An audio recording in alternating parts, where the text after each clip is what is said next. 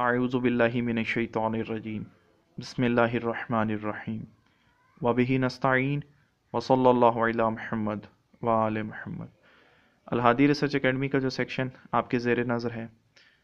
اس میں فضائل اہل بیت، سیرت اہل بیت اور خانوادہ اہل بیت کی دیگر شخصیات کے متعلق کتابیں موجود ہیں۔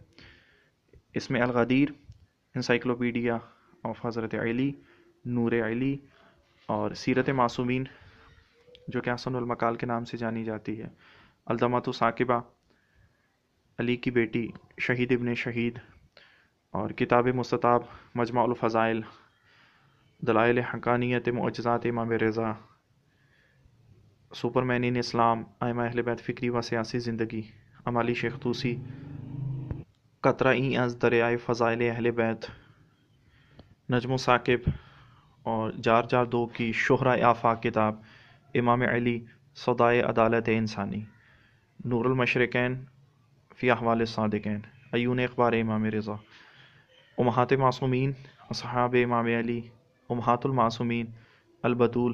مناقب خوارزمی، نقوش عصمت، امالی شیخ صدوق، امالی شیخ مفید، فضائل اہل بیت علیہ السلام، مناقب اہل بیت،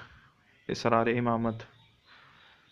تفسیر فرات، خطبہ غدیر، حیات سفیر حسینی حضرت مسلم بن عقیل،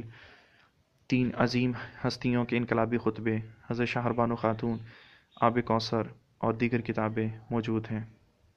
اس حصے میں اولاد حیدر فوق بالگرامی کی امام علی نقی، امام محمد تقی اور امام حسن عسکری کے بارے میں لکھی گئی کتاب، شرح جامع کبیر،